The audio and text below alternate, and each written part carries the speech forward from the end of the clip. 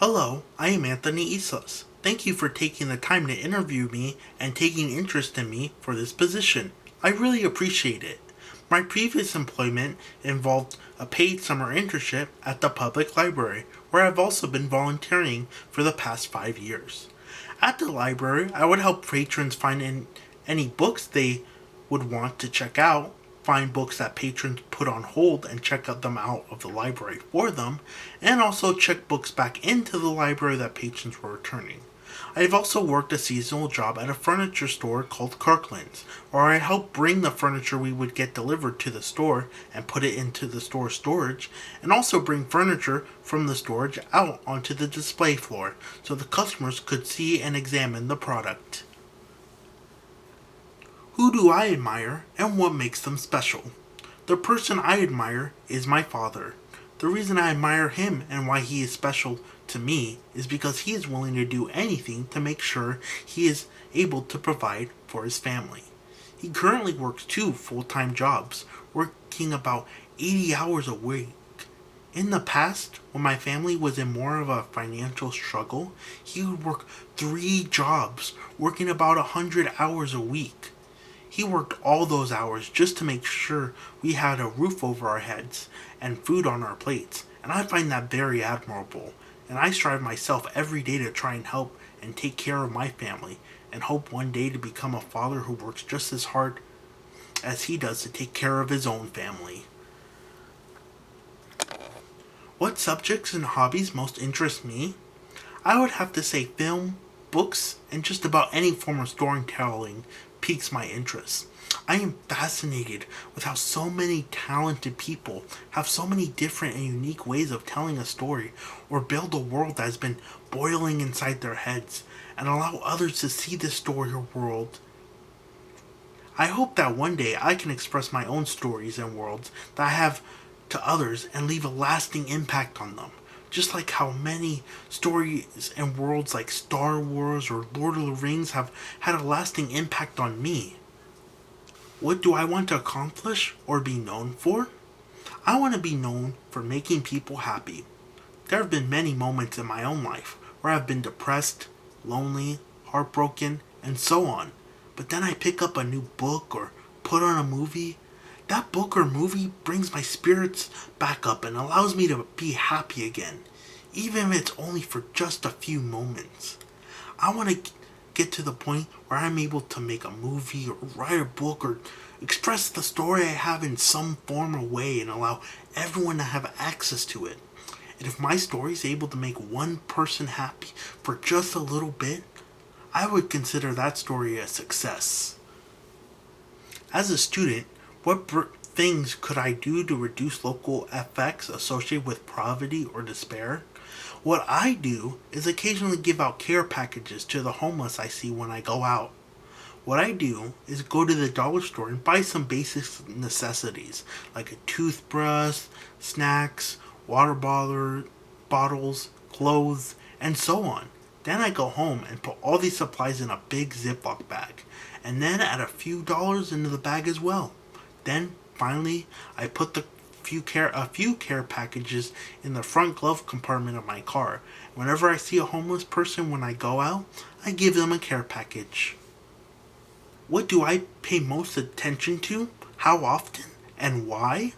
The thing I pay attention to the most is people's facial expression. I usually pay attention to them when I'm in direct conversation with them, or when I'm sitting in a group and see others having a conversation. The reason why I do this is because I think facial expressions give me a good idea of what kind of person someone is. Even a very small and minor change in an expression can provide a lot of information on who they are. Have you ever fasted, quit a habit, or wanted to? If yes, please explain. I have quit a habit in the past, and that habit was biting my fingernails. In the past, I would end up biting my fingernails just about all the time. If I was not speaking or giving some sort of presentation, I was biting my fingernails. The way I got over this habit was I made sure to wear gloves whenever possible. This made it impossible for me to bite my fingernails. Even though it was very annoying and irritating at first, slowly but surely helped me stop biting my fingernails. And now I do not have to wear gloves to avoid biting my nails. What I value the most is being able to admit to being wrong. In today's current climate, I feel like it's very difficult for people to admit they are wrong or that they have made a mistake. It is something I even struggle with to this day. So when someone is able to fully admit their mistake or wrongdoing, I try their best to make up for that mistake and avoid making it again in the future. That is a person I believe everyone should value and try to learn from that person on how to admit their mistakes. Fight or flight. Explain why or when you choose to do either. I choose flight. The reason I choose flight is because I find most fights in today's climate to be petty and unnecessary. Most fights today are over very minor and non important issues. I'd rather not waste my time in these fights and use this time to do something more productive. Describe one strength, one weakness, and one threat I must manage.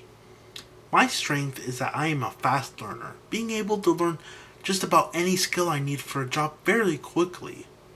My weakness is my handwriting, with my handwriting being a bit sloppy and hard to read for most people. The one threat I must manage is my autism. My autism has made it harder in the past for me to interact with others and work in a group.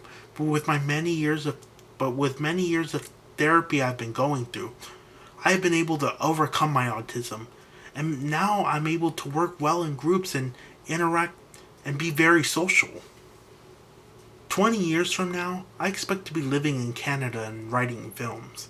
I would hope that at this point, I would have already made a few independent films by then and be writing for a small film studio at this point. I would also hope at this point to be engaged or already married with a child or a baby on the way. Would I prefer to teach English to immigrant adults or teach math to immigrant children? Why this preference? I would have to go with teaching math to immigrant children. The children or adult aspect does not really play any part into my decision. What was the main factor for my decision was the difference in teaching English or math. English is not only one of the hardest languages to teach, but teaching a language in general is very difficult. There are so many factors you have to consider when teaching a language. Dialect, languages can vary slightly between regions where the language is prominent, context for when you use certain words, and so on. Math, on the other hand, is universal. While in other languages the word two might be said differently, the value of two is still the same across all languages. If I had to teach math to immigrants, I would probably teach math to them by mostly writing it on a whiteboard or paper. The reason why would be because no matter what language they speak, I could write 2 plus 2 equals 4 and everyone would have the same idea. From a scale of 1 to 31, how do I measure up against the people I know? Explain my personal scoring? I think I would rank around the middle, probably around 15 to 16. The reason I believe this is because I see myself as just an average person when it comes to most situations. So when it would come to ranking people I know compared to me, I would rank myself at an average number as well. In my opinion, of the 7 deadly sins, which is the worst of them? I personally believe that greed is the worst of the 7 deadly sins. The reason why I believe greed is the worst of the 7 deadly sins is because I believe that the pursuit of material goods will lead to someone committing the other 6 sins in the process. It will lead to lust because with your goods, people will offer sex in order to try to obtain some of your goods. It will lead to gluttony because with all the wealth, you can use some of it to buy all the food and drinks you want. It will lead to sloth because you will just use your wealth to produce more wealth, which will require very little work. It will lead to wrath because you will hate those around you who try to take advantage of you and your wealth. lead to envy because you will try to use your wealth to try and buy items that are one in a million or there are very few of its kind. And finally, it will lead to pride because your wealth will make you believe that you are above everyone else. Thank you for Thank you again for taking the time to interview me for this position. I hope to hear back from you soon.